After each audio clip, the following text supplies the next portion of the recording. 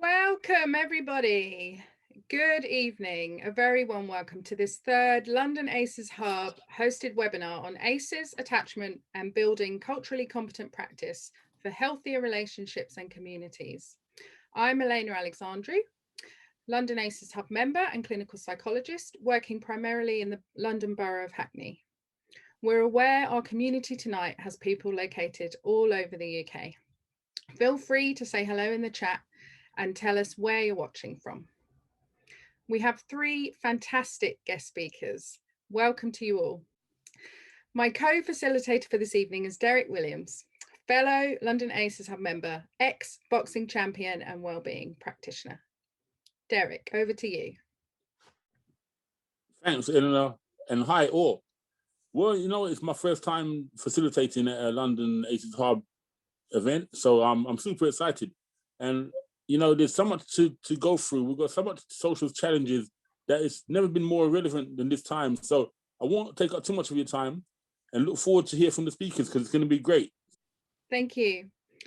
It was really heartening for us to witness the event book out in less than 24 hours. We hope this means people are as impassioned by this topic as we are here at the London ACEs Hub. We're lucky to have one of London ACEs Hub's founders here with us, Simon Partridge. Thanks, Elena. Look, I'm really quite emotional to be here. Actually, I'm quite emotional to be here at all. I've just passed my 74th birthday, but it's so exciting.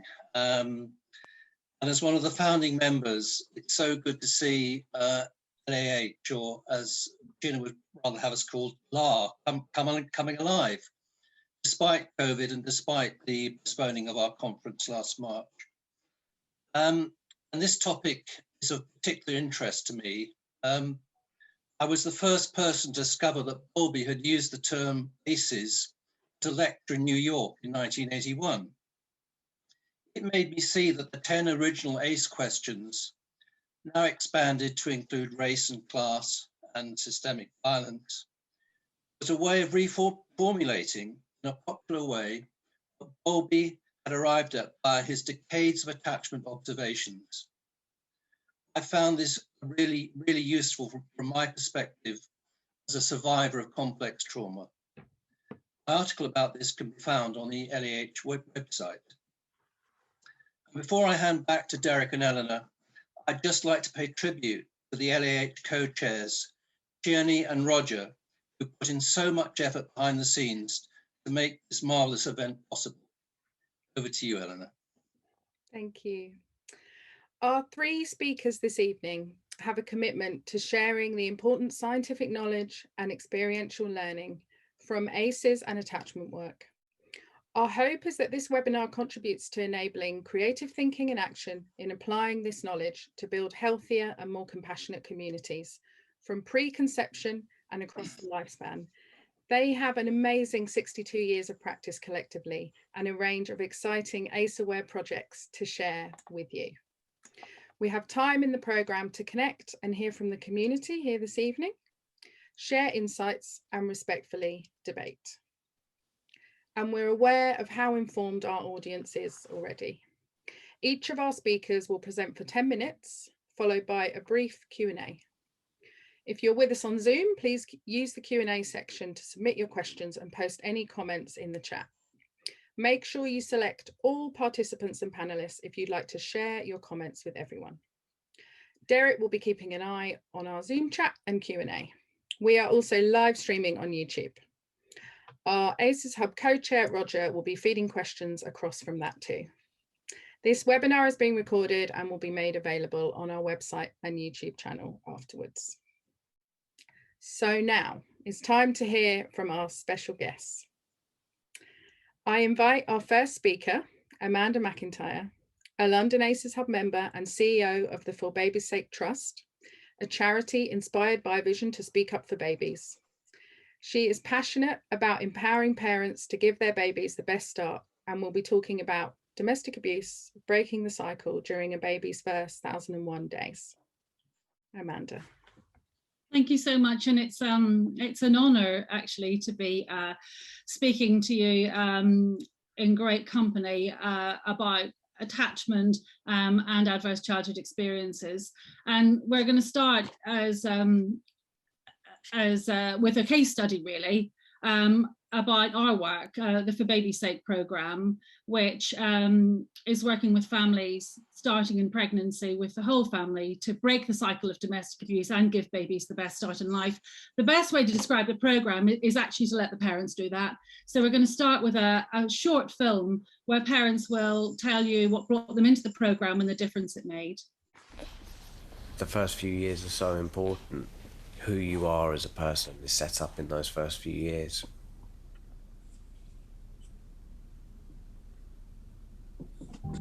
Both my mum and dad probably had their own challenges growing up.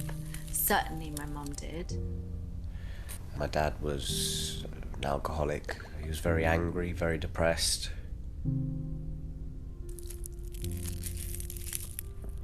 Things were good and then they'd be bad, and there was a lot of instability.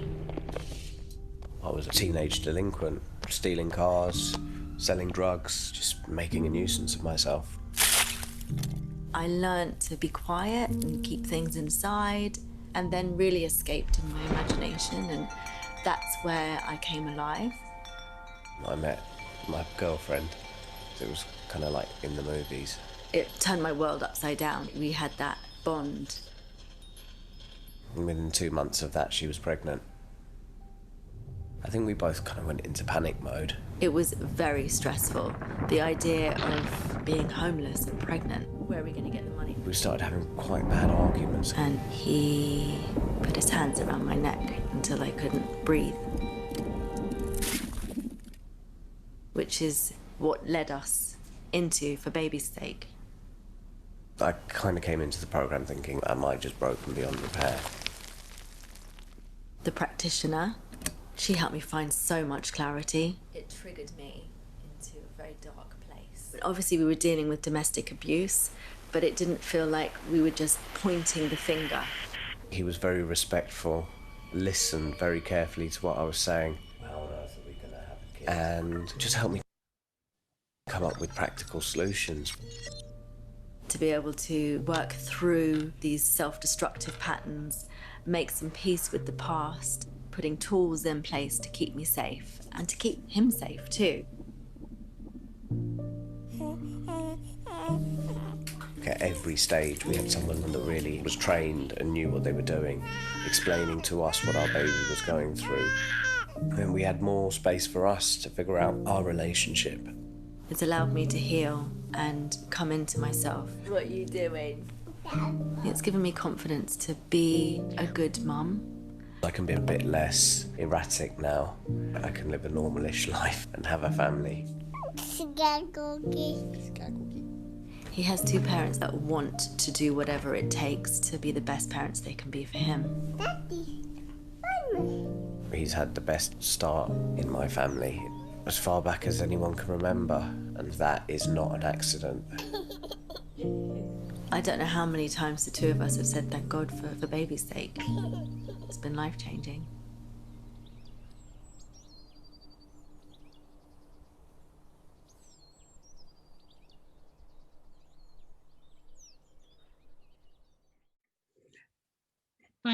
Thanks so much. And I'm so glad that Tiane persevered and managed to play that.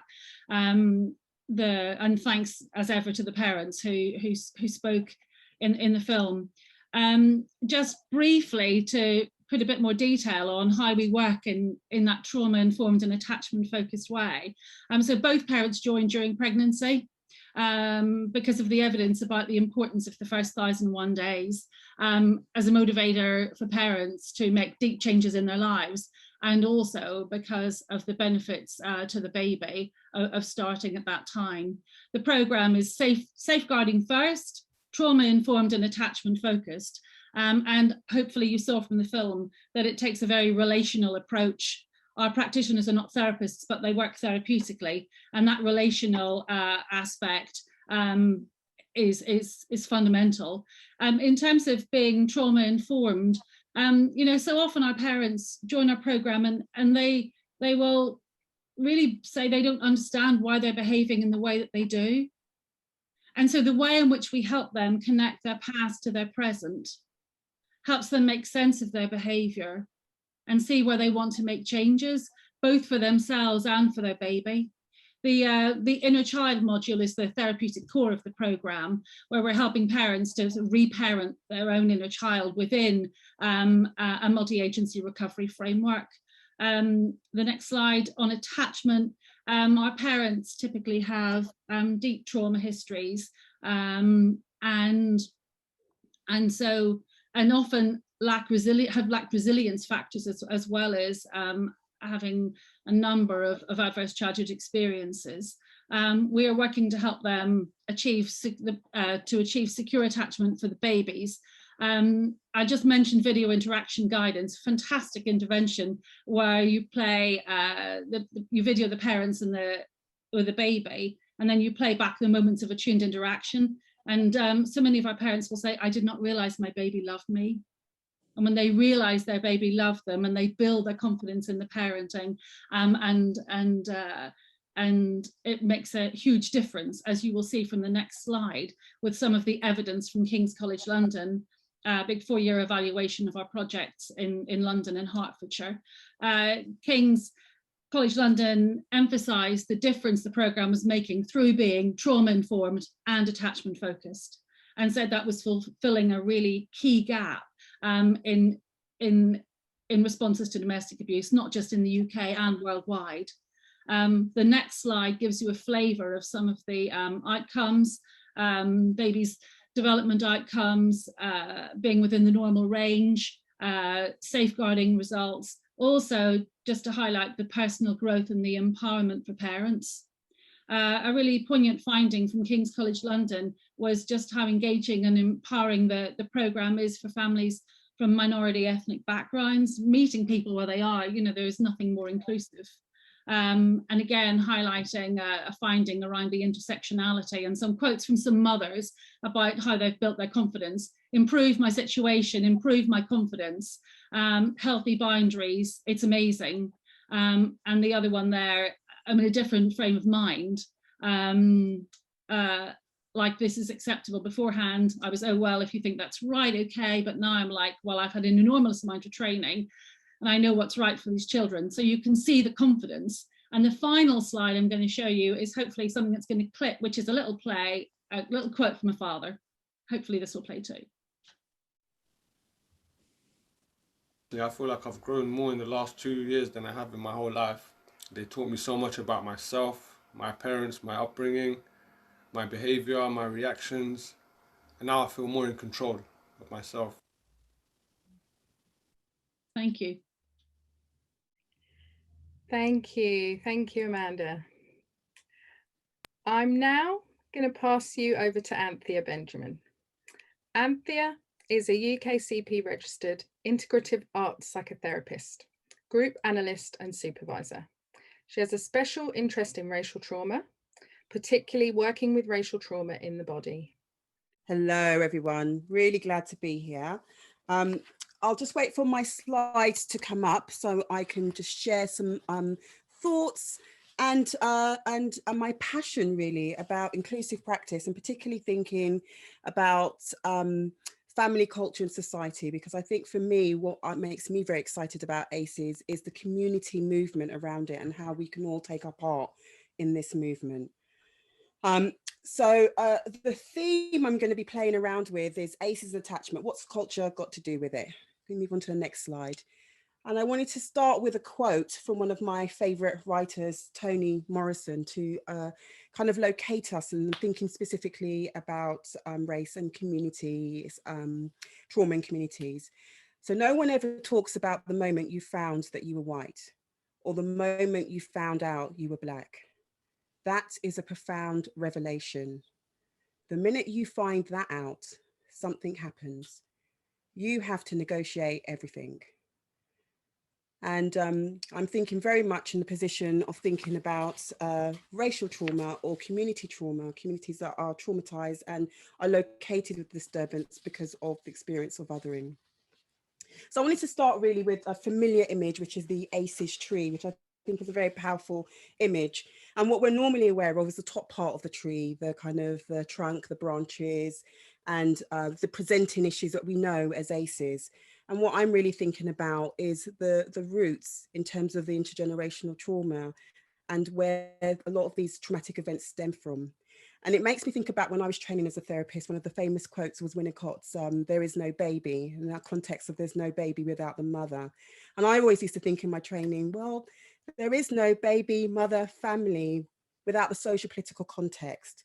And I'm really interested in how we start to be inclusive in our practice and thinking about the social political context being just as informing as the internal world or the immediate family. Next slide. So this was the original kind of starting place of the ACEs model, which was really starting in terms of the adverse childhood or adult experiences and leading up to potentially early death in terms of the multiple ACEs that people may experience depending on their experiences. And ACEs are a result of not only situations children face within their own homes and families, but as a general circumstance in which they live.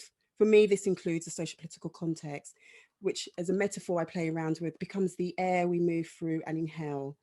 When people experience repeated trauma, abuse, and high levels of stress, this becomes embodied on our systems, both physically and throughout the body of society.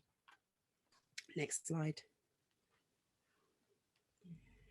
This is a kind of a revisioning, reworking lens in terms of racial trauma being added to the ACEs. And as you can see, the bottom three levels have been included now, to include starting with historical trauma, intergenerational trauma, and persistent and pervasive group, institutional, and adverse experiences.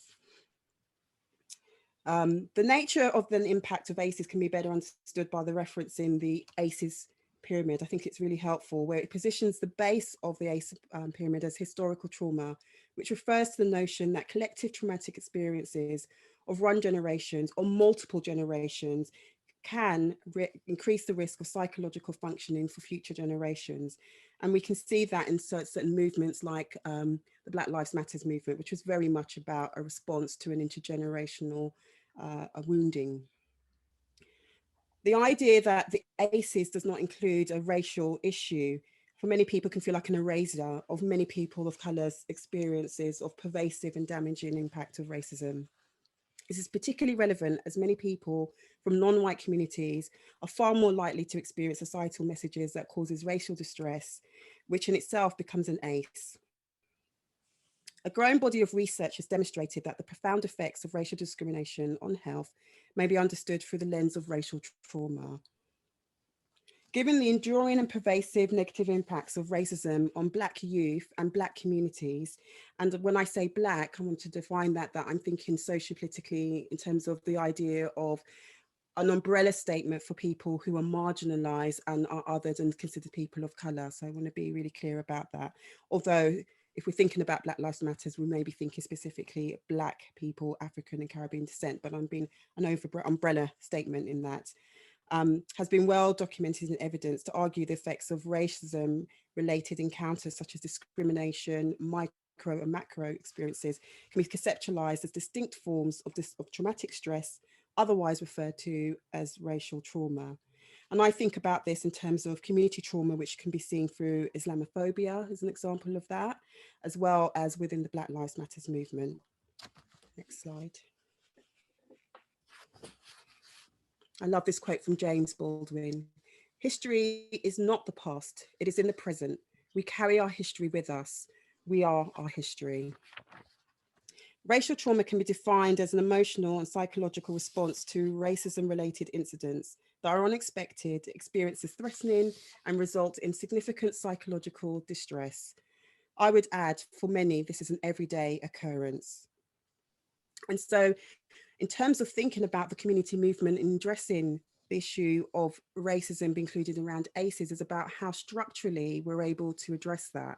And that has been quite a big push with the Black Lives Matter movement in terms of really calling for reform in terms of decolonialized curriculums, and in particularly around acknowledging the institutionalized racism that runs throughout all of our structures in society, and how we can creatively, as a community, take this up and think about this together to reduce the harm that impacts communities and has continued to impact communities, and is intergenerational transmission.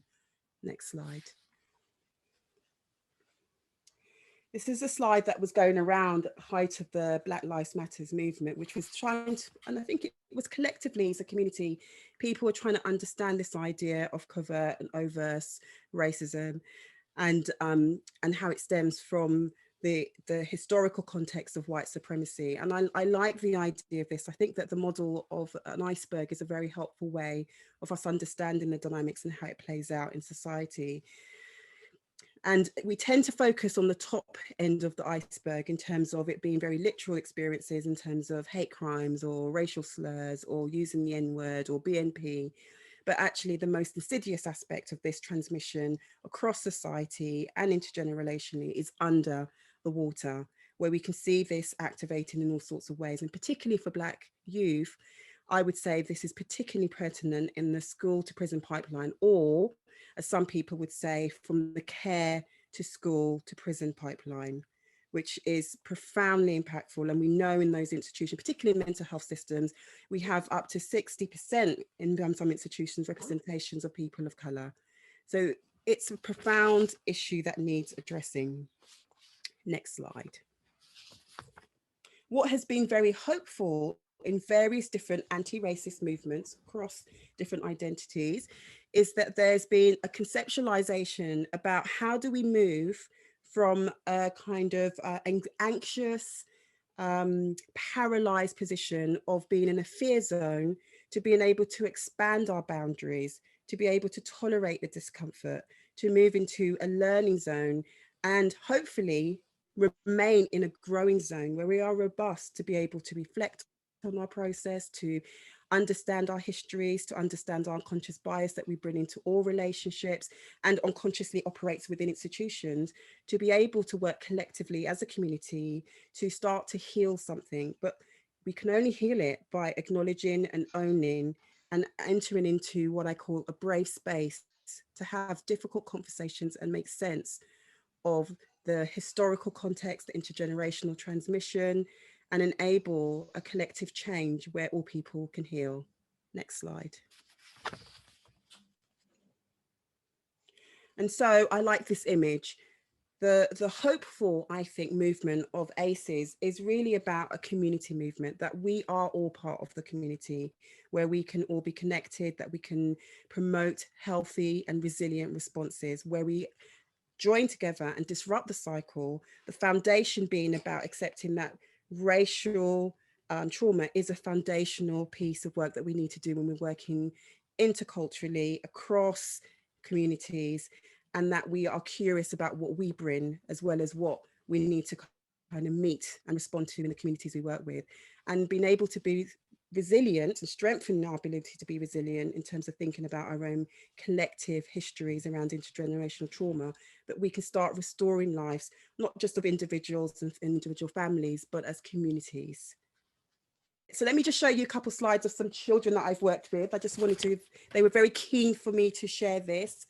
And the height of Black Lives Matters, I worked with a range of children who are inter-country adoption children.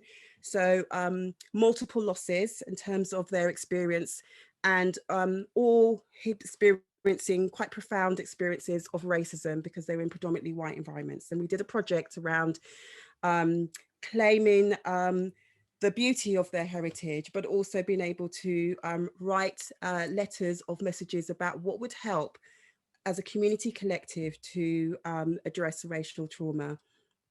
And they made different posters, really, just kind of talking about their experiences and what it was.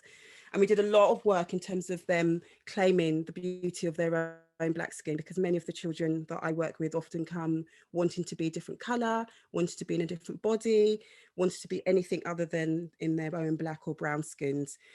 And this was really about them being able to get to a place where they could be thinking about what did they need. And the main qualities was about kindness, acceptance, wanting their histories to be understood, and really wanting to find a way to have their culture accepted, honoured, just as anyone else's culture. That's me. Thank you. Thank you so much, Anthea. Lastly, it's my pleasure to introduce Suzanne Zedik, developmental psychologist, research scientist, and one of the leading voices in Scotland's revolutionary ACEs movement, talking on Scotland's story, the emergence of a grassroots ACEs movement that never forgot about relationships. Hello, everyone. I am delighted to be here tonight, and I too have brought along a few slides. And I've brought slides because I thought it might help to have some images to go along with the story that I want to tell, which is simply to give the history of what has happened in Scotland, because it is most remarkable and it was not planned. And I suppose that's one of the key messages I thought I might bring tonight, is that what has happened in Scotland over the last 15 years there wasn't a particular vision of how it might come to look. There were simply a lot of passionate people who were trying to do what they could.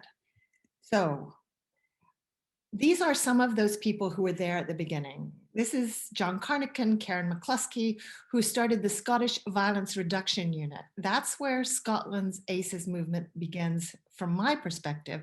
It begins with violence. It begins with the police, who began to want to take, who became curious about how we could prevent violence, and began to learn more about human development, which was not a standard police story.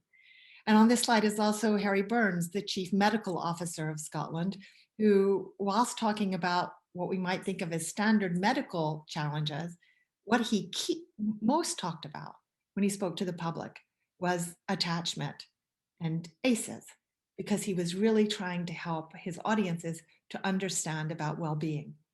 So what happens from those early voices, people just kept talking until we hit 2017. So that's more than a decade.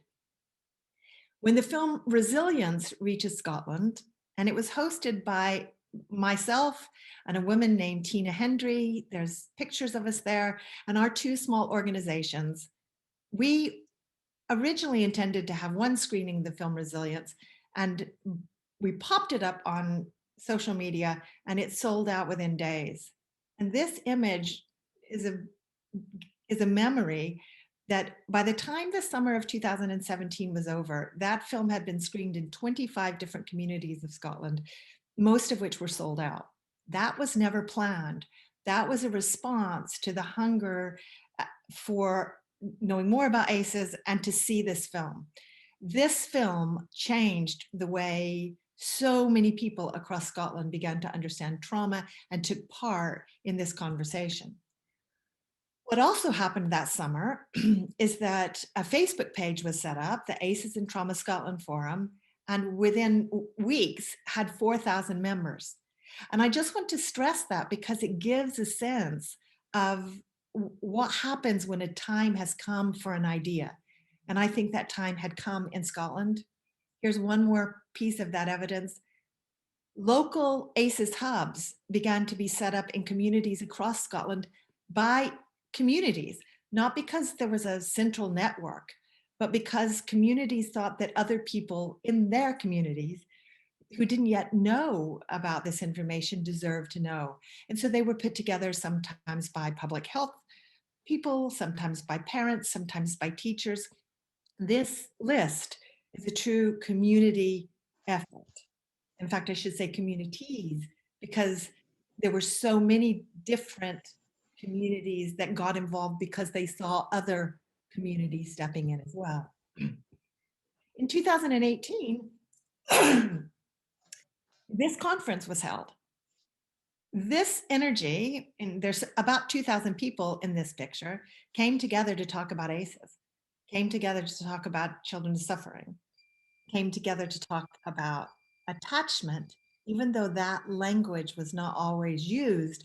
At the core of relationships, of course, is attachment. So for Scotland, I think relationships has been at the center of the conversation we have been having as a country. Now, that conference was put together by my small team and by business by the name of Tigers. This is part of the Tigers team.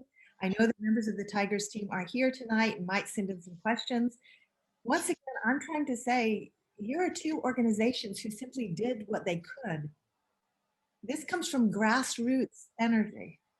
And I think there is something remarkable about the images which help us to see what is possible, because this is what happened in 2019. At the 2019 conference, Gabor Mate was our key invited speaker. And in the 2018 conference, it was Nadine Burke-Harris who was at the center of that resilience film. I find these images really inspirational, and they hang in my office wall because it reminds me what is possible when people want to know more and when they bring hope together in a room. I think it is remarkable to bring hope to thinking about childhood suffering. That's what ACEs pulls together and makes possible. Another thing I wanted to stress is that lived experience has also been at the center of this grassroots movement. So that's represented here by two of the key speakers and the visionaries for that 2019 conference.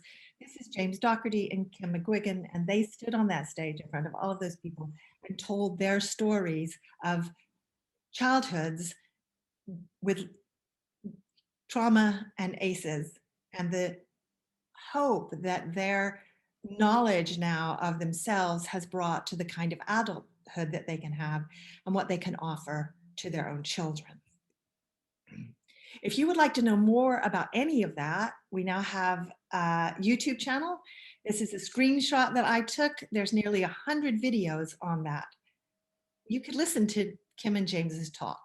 You could listen to Gabor Mate's talk. You could listen to any of the conversations that we have had over lockdown, in which we invited people like Michael Marmot, and who talked about poverty, and we had conversations about children's rights, and we had conversations about the drugs deaths in Scotland.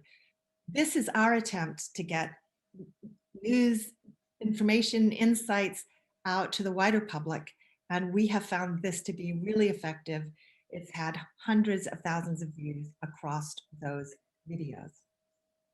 I also just wanted to stress, although I'm particularly focusing on the grassroots movement and can speak most of that, we've also had a lot of public bodies who've contributed. So this is the annual report from NHS Highland, and you can see that they focused on adverse childhood experiences. That will have been chosen because members of NHS Highland thought that this was an important enough topic for them to focus the annual report on. So once again, I'm just trying to come back to my point that what has happened in Scotland has happened because committed, passionate people have decided they want to be sure we are having this conversation. And the best example of that at the moment is the Trauma Aware Lawyers Group. This is where the center of Scottish energy is, I think. This gets tremendous amounts of attention on social media at the moment. This is a group of lawyers, criminal lawyers, immigration lawyers, who decided that law in Scotland needs to be more trauma informed. And we had an event, they had an event at a recent legal conference in which we screened the film Warriors. That was the first for a gathering of lawyers like this. And this is changing the kind of conversations that can be had in courtrooms and with trainee lawyers.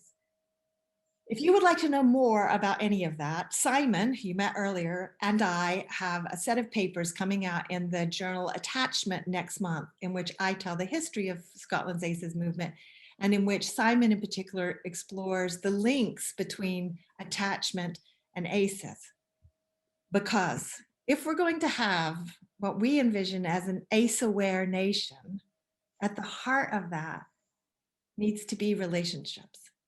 And understanding that joins together ACEs and attachment.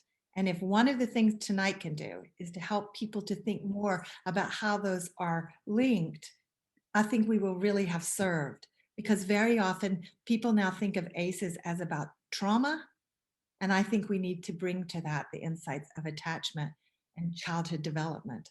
And if we understand that, then we understand how ACEs fear in childhood has the lifelong impact that it has. And I am delighted to be with you here in London and with everyone else who's joined. Thank you. Thank you so much, Suzanne. And thank you to all of you for bringing so much wealth of experience. It was just such food for thought listening to you all. Derek and Roger, we got a short Q&A section now. Have we got comments and questions from our community on YouTube, on the Zoom chat? There is a question in the Q&A that I can see for Anthea, but I think we can obviously have comments from all of you. Anthea, would you consider adding disability to your reworking? E.g., disabled people experience more abuse and also experience certain types of microaggressions. 60% of innocent people killed by police in the USA are disabled. Typically, police there are not trained to deal with their own fight response and fear of people who are different or respond in ways that they don't understand. I feel that being disability informed, trauma informed, and understanding one's own implicit biases should go together. Okay, well, it's a very interesting question. I suppose my first reaction is, why do we need to lump it together? I mean, I think that that has been historically how we felt we've had to deal with things around difference and diversity, and they all need a space in their own right, because they are nuances within each identity. I mean, that's one of the difficulties around identity politics, I think. And there is things that overlap. So certainly I want to join with you in terms of certainly across the board, we need to be aware of all of those differences. But I think that the complexity comes is that I think one of the dynamics around race, and I think that this is probably a tension with all minoritized groups, is there's a tension about when we get kind of lumped in together, something gets lost in the process. So I think that there may be a way to do partnership work. Absolutely. I don't know if I would want to rework it, because I think that I'm really thinking about specifically about racial trauma, but I would join with anyone else who wants to highlight and think about how minoritized experiences links into ACEs, because I think we need to have a different way of really prioritizing all the different needs in different communities. I don't know what anyone else thinks. Would others like to comment? Amanda, Suzanne? The question makes me think really broadly about all the sorts of experiences that can be scary for children. So I think we often miss children's trauma. One of the advantages of adverse childhood experiences is that it starts from the point of events that adults can identify as possibly traumatic. So sexual abuse, emotional neglect, a parent in prison. I think one of the advantages is that adults can go, okay, I can see how that might be problematic. And then we work backwards to the experiences children could have had of those experiences. And of course, if you have someone to help you with them, then those experiences are less traumatic. And that's a really important point that the wider discussions about trauma have tried to make, that it is in how you experience the event, not in the event itself. But it also means that there are all sorts of events that we might miss, like hospitalization, like being in the NICU unit, like school experiences, bullying. And so getting in our heads that the insights about trauma and that a whole range of events might be traumatic is where I hope ACEs takes us, rather than getting stuck on a particular list. And once we get that far, then we can think about how experiences of disability or of race or of class can also become traumatic. It's that key insight that I think ACEs gives us and that we most need to take away. And it also, okay. it points as what you both said as well, I think, is that it points to the importance of just being trauma informed as the norm. Yeah. You know, it's not like, oh, I've met someone now for whom I need to take a trauma informed response. You know, we need to get to the stage where we're all working and behaving in trauma informed ways, and also in hopeful ways, and thinking about resilience as much as ACEs. You know, what you were talking about, Suzanne, about having someone to help you identify your feelings and understand your experiences, you know, that's a resilience factor, isn't it? And of course, that's also the attachment factor. So if you have a secure base, then Bowlby taught us that you can survive a lot of life difficulties. If you don't, then insecure attachment follows from that. If we began to think about insecure attachment within the ACEs frame and within trauma, I think the depths of these ideas really start to open up. There's a question from Claire Spencer. Within my organization, there's a real barrier to hearing the messages, which is really frustrating. How can we support people to be open to all ideas? And that was to all the speakers. Is there anyone wanting to take that one? These ideas are hard to hear. They trigger us. They prompt shame.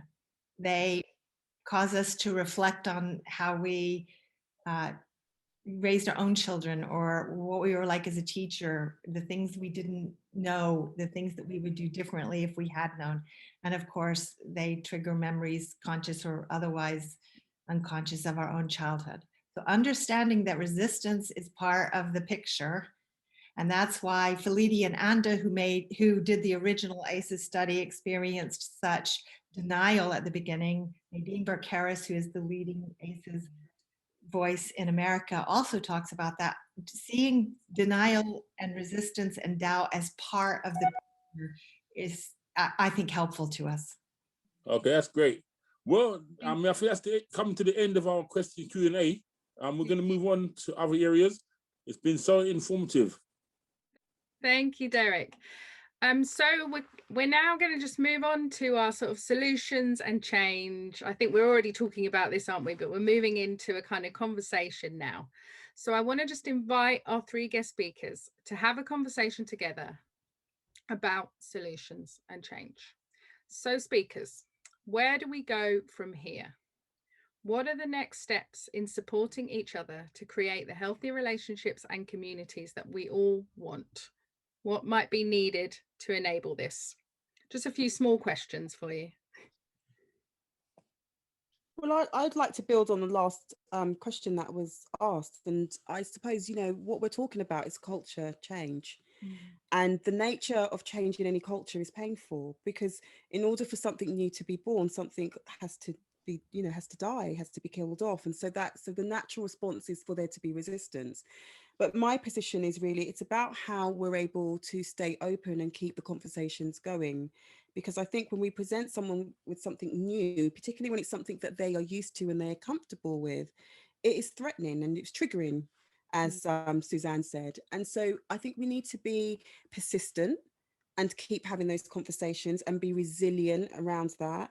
But it's about how we are also in communities around it, because I think when you're creating any change, it's very isolated. And it can be re-traumatizing if you're doing it in isolation. You need to have a body of people, which is what London ACEs Hub is all about, is you're doing it in community, you're doing it collectively, so that you can kind of, recover, go back out and keep the conversations going.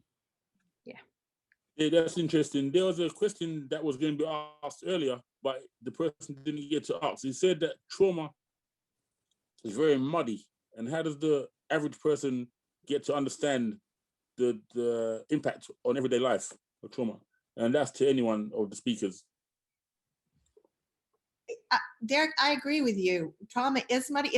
It's one of the reasons that I think ACEs is a helpful frame. ACEs has encountered some criticism.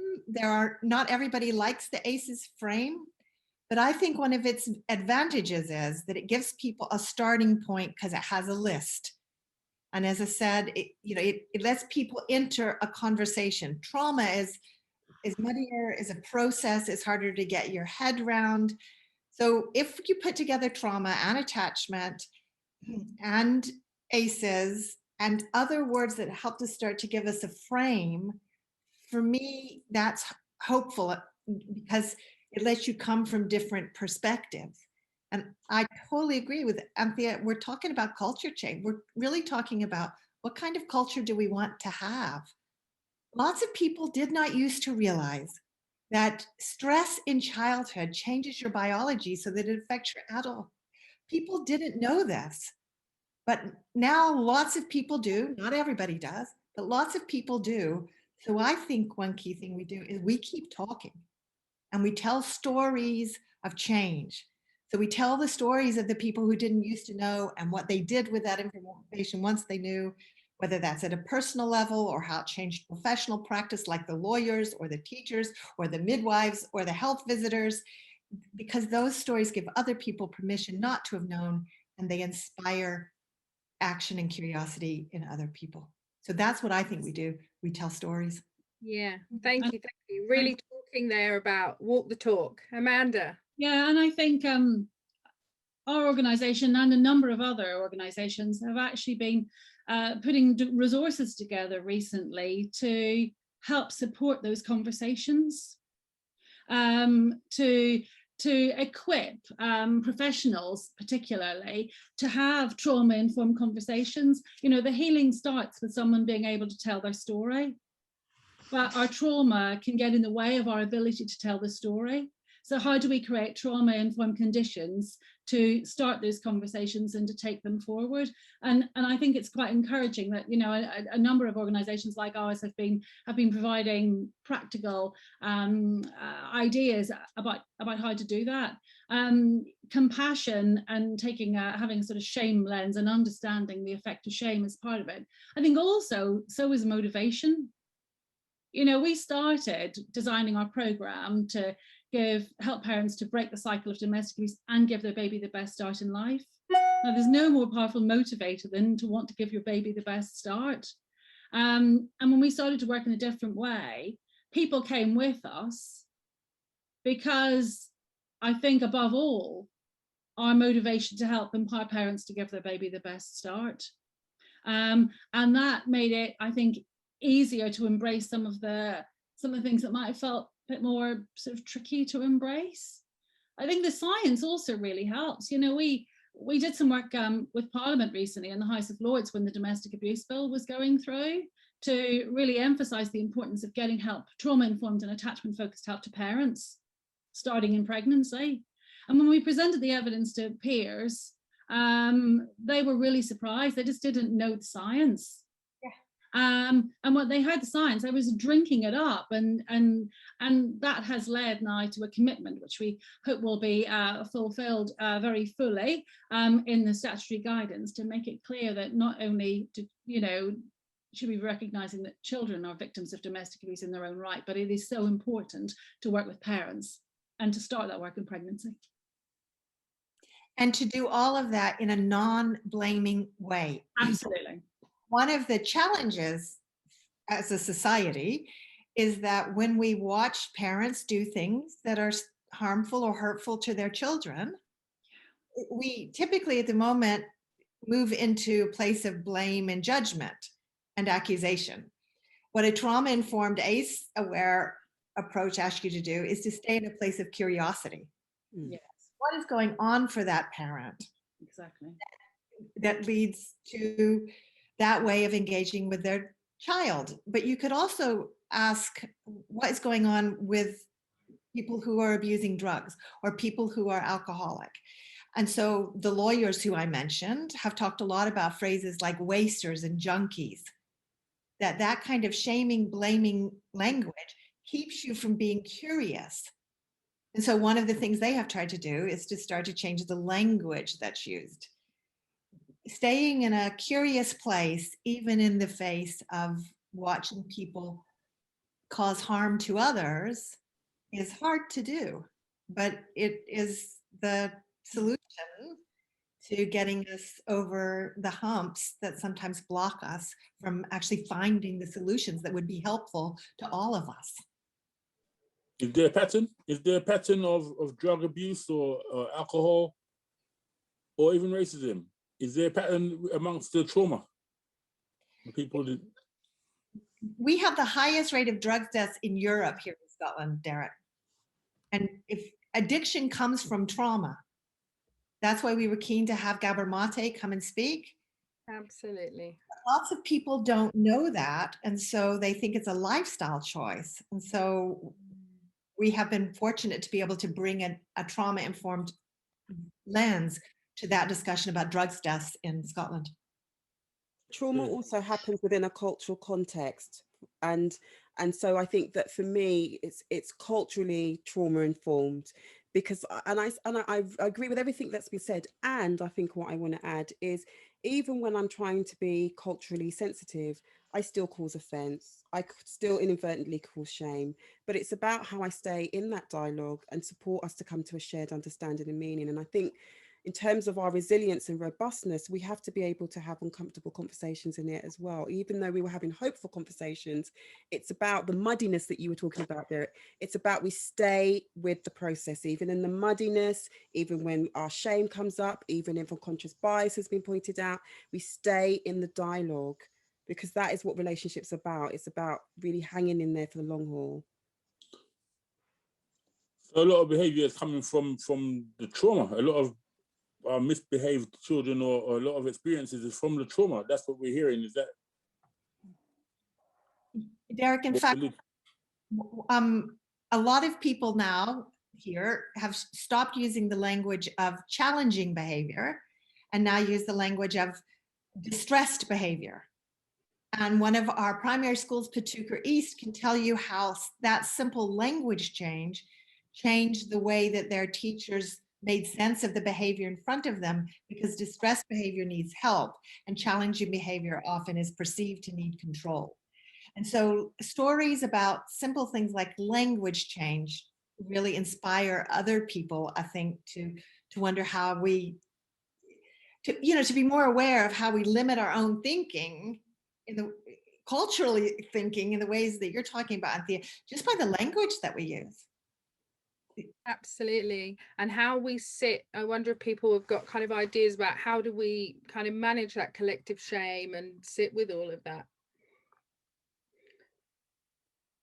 Well, you know, one of my mantras, I have many, one of my mantras at the moment is about how we learn to build capacity. How do we learn to build stamina? You know, shame isn't, you know, as a practitioner, it's not the end of the world for me. It's much more meaningful for the clients I work with. I need to be able to manage my capacity to hold the shame that comes up around my historical context, my own unconscious bias, to stay in dialogue.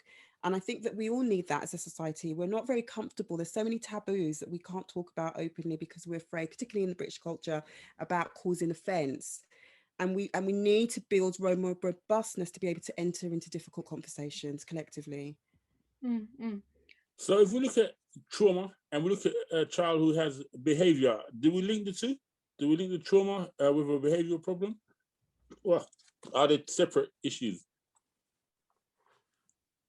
Well, for me, it's this is where the ACEs tree becomes quite useful and meaningful. Behavior is just the kind of, it's the communication, it's not the source of it. And so trauma informed is about following the thread to understand what's the root of this. And so many times is we focus on the behavior, and the behavior is a communication. We treat it as a problem, but it's a cry for help. And if we can shift our lens to decode the behavior, we can start to move into a more trauma-informed way of culturally of responding to so-called difficult behaviors. Okay. And the importance of understanding emotional regulation. The concept of emotional regulation is so valuable to our parents, and helping them to understand that their first step is to look after their own emotional regulation, then they're able to support their children's emotional regulation. And, you know, taking that trauma-informed approach, not only to working directly with children, but also to realizing the value to help the child to work with the parent. Okay, so there's so much around it. That's what ACEs is about, the resources and resilience that we try to bring to our wider public, communities. Kate Silverton, BBC journalist, but also trainee mental health professional, which many people haven't known, just released a book called There's No Such Thing as Naughty for parents of children aged birth to 5. And so she's absolutely talking about co-regulation, which is what Amanda has just mentioned. She talks a lot about British culture, which is what Anthea is talking about. And so she has found a way that I think is really accessible entry to this science to help parents to understand that the behavior of their children is a communication of their needs. And so it lets you question things like temper tantrums. Where did we get the phrase temper tantrums that the parents think need controlled? Temper tantrums are about a child in overwhelm and meltdown because of distress that you won't let them have the chocolate. Because for a 2-year-old, being told no, that you can't have the chocolate is distressing. So if we can help, so I think her book is another resource that helps people to reframe their understanding of what they're seeing in front of them that is countercultural. Yeah, so she's helping move our trauma-informed schools and parenting narrative forward. Yeah. Absolutely, absolutely.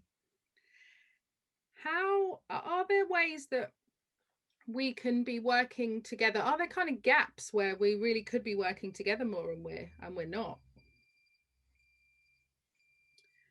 In terms of creating a kind of ACEs aware community and really building on the knowledge, the science, the practice.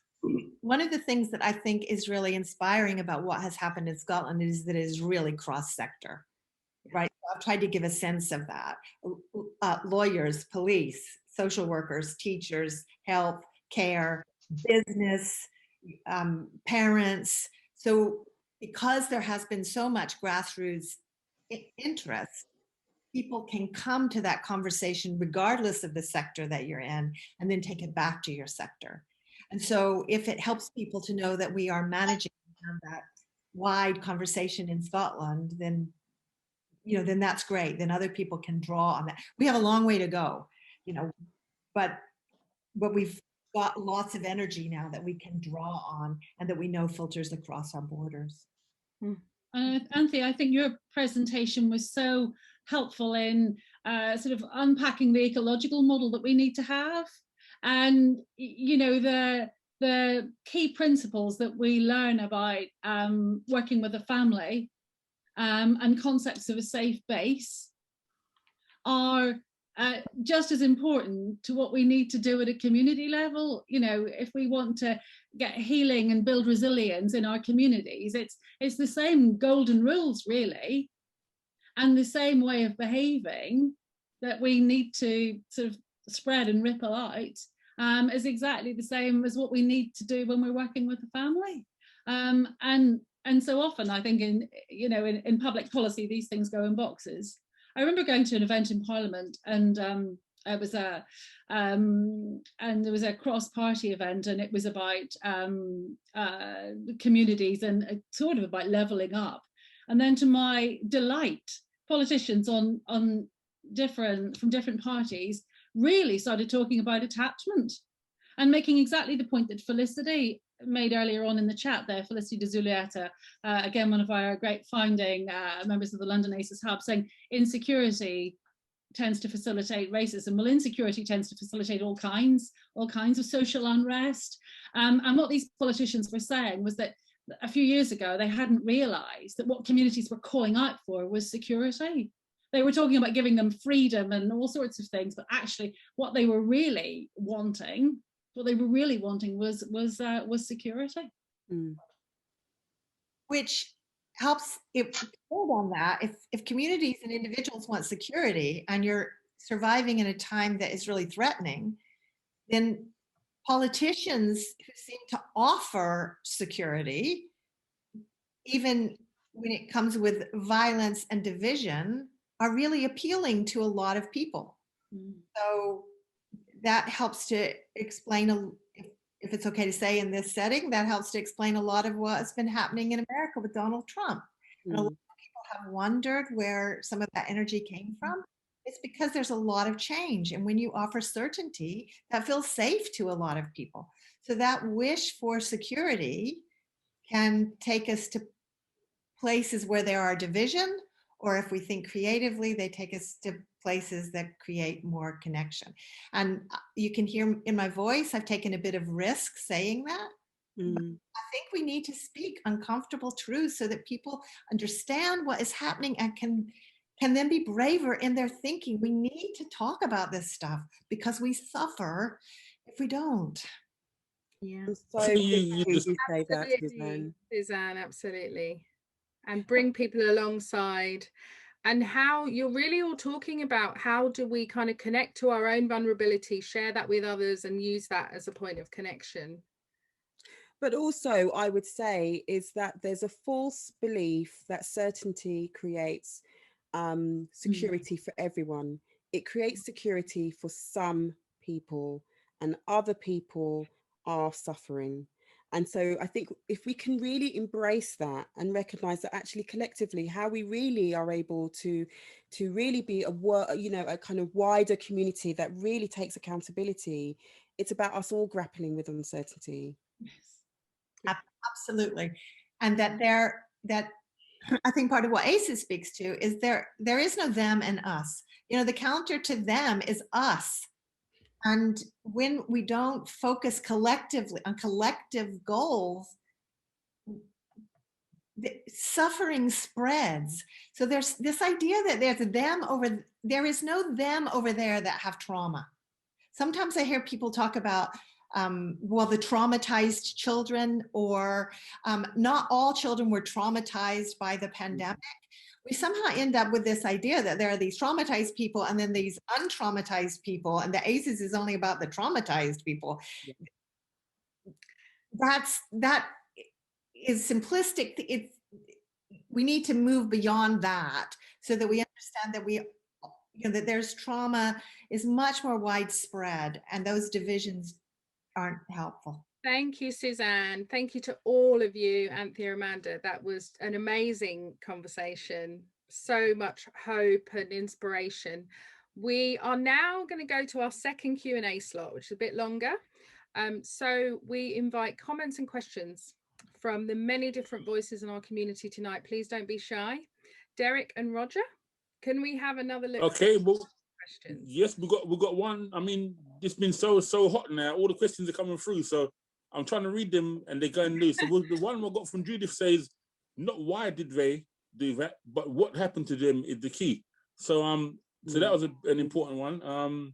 Yeah. Roger, you got any? I got some more. I don't want to just take the whole floor. So Roger.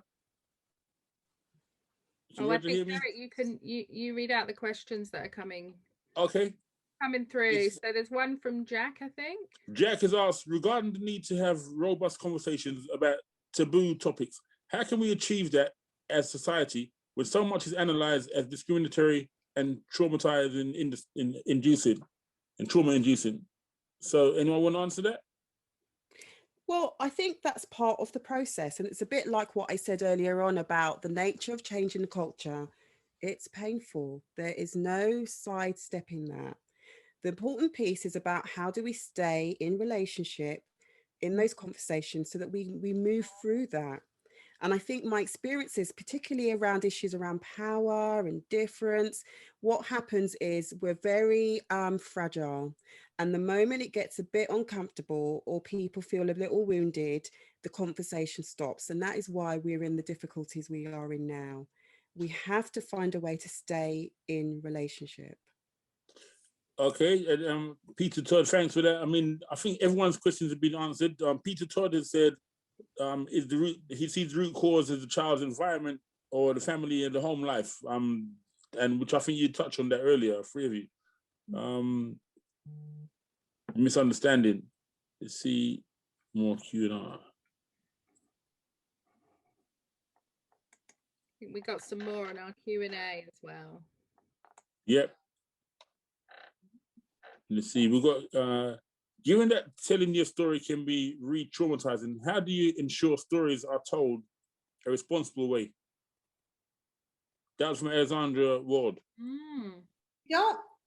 You don't force people to tell their story. You give people opportunities to tell their story if they wish.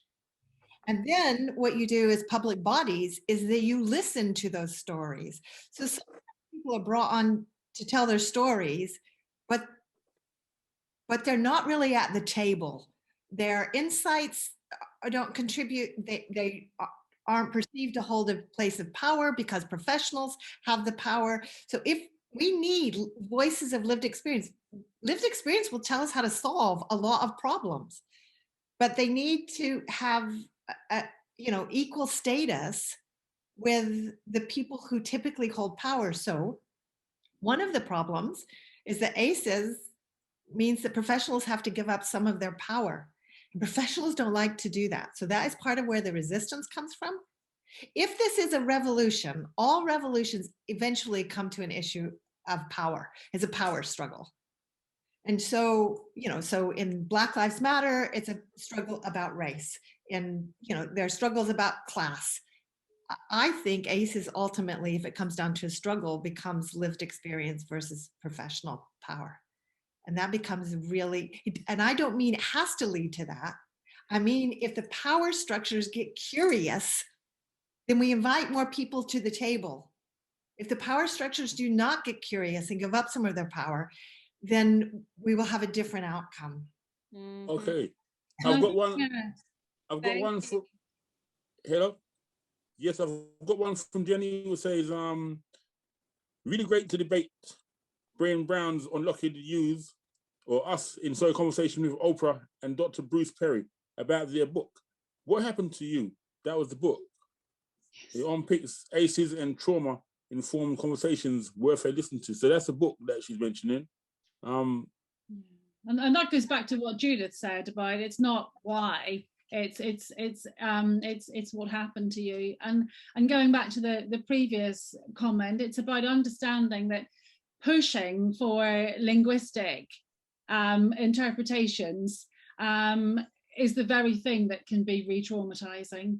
You've got to understand that we've all got to understand and be sensitive that trauma, especially early trauma that was pre-linguistic, it's embodied, and people might not necessarily have the stories for them. Certainly we find with our parents start to understand the science of that, they start to make sense of it themselves, but it takes a long time, and working in a really, really non-judgmental relational way does eventually create the conditions, or even quite quickly create the conditions when people can start to open up and tell their own stories in their own ways. And that is transformational, and I hope you saw that from the film. The parents are incredibly articulate and moving and precise, really, in the way they tell their stories, and that's because of the way that we've been working with them, really, and it's transformational. That's brilliant. Mpume, who's part of our members, one of our members, he's mentioned that more comment that the art of refraining is a significant plank to launch post-traumatic growth, and that's from Mpume. Yeah. We've got some more.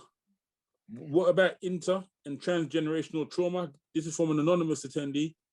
What about inter and transgenerational trauma and ACEs? Are they the same or different, or are they different? That was a question. Anyone want to take that up? Well, I think it goes back to what I was saying about the bottom three additional elements to the ACEs model, which is about historical trauma, intergenerational trauma, and institutionalized trauma. And it's encapsulated in that. I didn't go into detail because I had a time limit, but essentially that is what I'm saying that we do need to pay attention to, because it is profound. And as you were just saying, Amanda, the challenge around it is embodied, and people brace and manage that and cope with that because of those profound experiences. And we need to have time to unpack it. I think it links to the narratives to understand how that socializes people, how it impacts them, and how it shapes how they navigate systems, how they navigate all relationships in society. So it's profoundly impactful. And then we're talking about colonialism, we're talking about the intergenerational transmission around that, the epigenetics around that, in terms it gets passed on to one generation to another. So it's the heart of ACE, really. It's just not been explicitly named. And we're thinking about how do we incorporate that in terms of thinking about culturally trauma-informed practice. Okay, Luxie. Your question speaks to me about the problems of language, right? We've celebrated language a bit tonight, but here's one of the problems with it. The human brain hears a word like table. So if there's a thing that's a table, then there are things that are not tables. So when we hear aces, then people think, well, what are the not aces? So people don't automatically go, oh, aces in attachment, it's the same territory. Oh, aces in trauma, it's the same territory. So if we can move past, if we can become aware of that and move past the wish to figure out what is not aces, we start to see a process. What I think ACEs gave us is an understanding that if you have a scary childhood, with no place of safety and nobody to help you in managing that fear, if you have a stress in your childhood, it changes your body. And then that leads to disease in your adulthood. And that stress and fear can come from a whole range of experiences. If we have that, that's the key idea that I think ACEs gives us. It's not about what, the list is a good starting point, but it's just a starting point. Then you can think about the kinds of wider experiences that Anthea has been trying to get at. When you grow up in a racist society and you are at the, you're not a member of a dominant group, then that society is traumatizing. So the people who hold the power in that society need to get more curious about what is happening to people who don't have, whose experiences they don't have. This, for me, this is a call for what I call fierce curiosity that lets us step into the kinds of pain that we're talking about. If we want a society where more of us are thriving.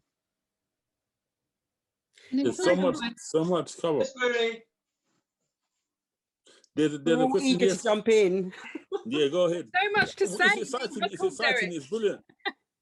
I just want to join with Suzanne. I thought that was spot on. And I think one of the difficulties with any list, it's not just with ACEs, if you already have an experience of being marginalized or overlooked, the transferential relationship with the material becomes enacted. And I think that's what happens with ACEs, is that it's the heart of it, the root of it is encapsulating all of those things, but because it's not explicitly named, I think it activates the trauma around people's experiences of being not held in mind, overlooked, or their experiences not being acknowledged. So I think it's very helpful to contextualize this, and that actually this is not about ignoring or not acknowledging the width and breadth of those experiences. It's a starting place, and we're thinking about how we incorporate more.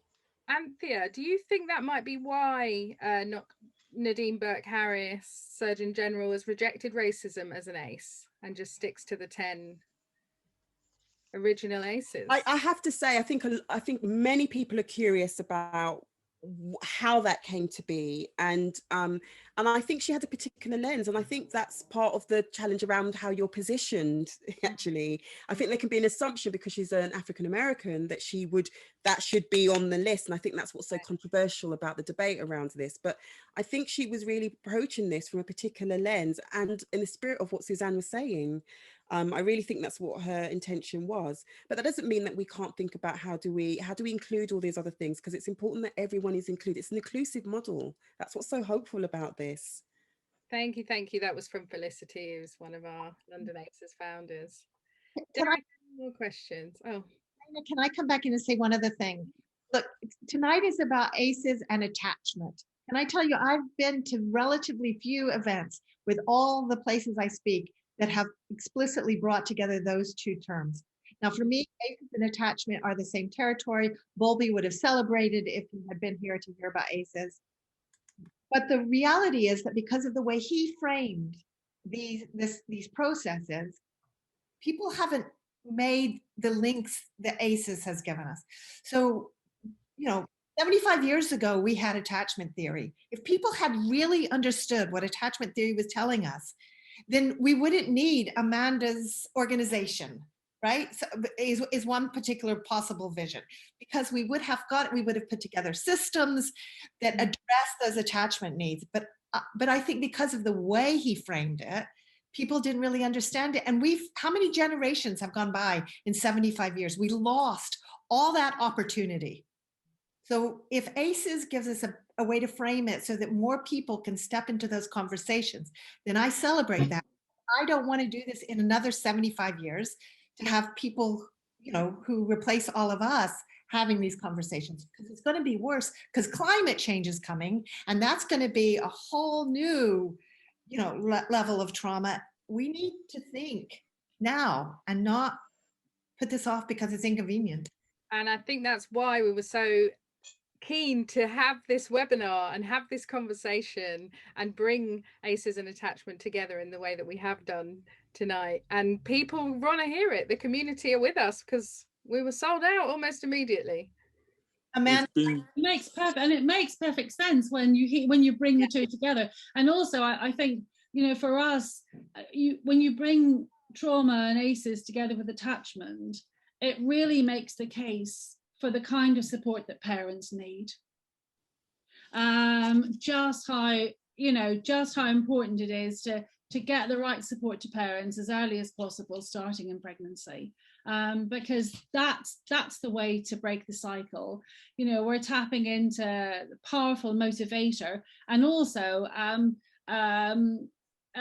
a really important time to break the cycle of intergenerational trauma, because it's parents who've experienced trauma in their childhoods and have unresolved trauma. Then when they approach parenthood during pregnancy and during the birth and early years of their baby, that can be very, very triggering. And so trauma-informed support for parents is so empowering for the whole family, as our parents testify in a very, very moving way, really. Yeah, thank you. Yeah, you're getting comments there, Amanda, from Claire Spencer. As a midwife, I wholeheartedly agree. We're bringing our Q&A to a close now. Final words. Huge thanks to all of you for being part of this webinar tonight. Final thoughts, comments from the speakers. Amanda. It was, I just start with Anthea's point about how we carry our history with us, and how at the same time, what I hope everyone's got from us is hope. This is a hopeful science, and equipped with the evidence, and equipped with compassion, and a growing ability, a capacity to hold those conversations, to stay in the space. That's what's gonna make the difference. Anthea. I would echo that, Amanda. I'm really with you on that, and I think it's just about really being inclusive in this model, really not leaving anyone outside of the arena. This is meant to be about really shifting the culture so that we can really think about everyone's needs within this context here.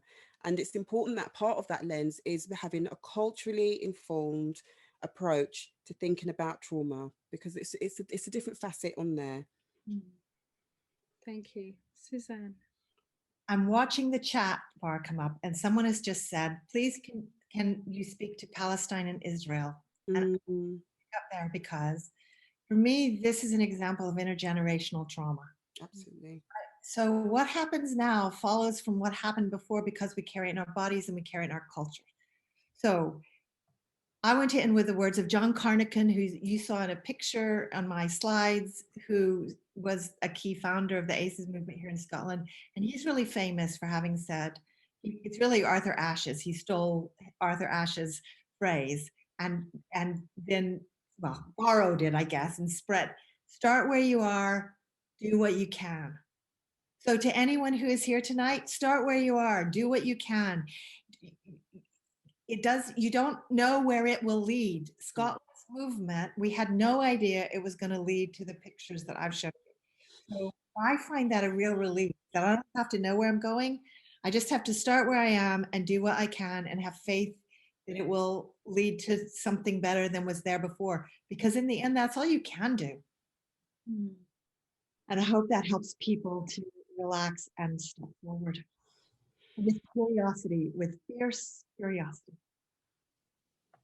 Thank you. I'm aware we've got lots of questions on the Q&A that we haven't necessarily had time to get to, but perhaps actually, Derek, We've got time for another question. So I think there's a few more questions. We're gonna do we've one. got time for another one. Okay, let's take one. This was for, oh my word, it's gone down. My organization is encouraging staff to have conversations around the impact of COVID and their mental health with their line managers. I see this as a potentially quite problematic. Anyone want to comment on that? Sure, COVID will have increased ACEs for a lot of families.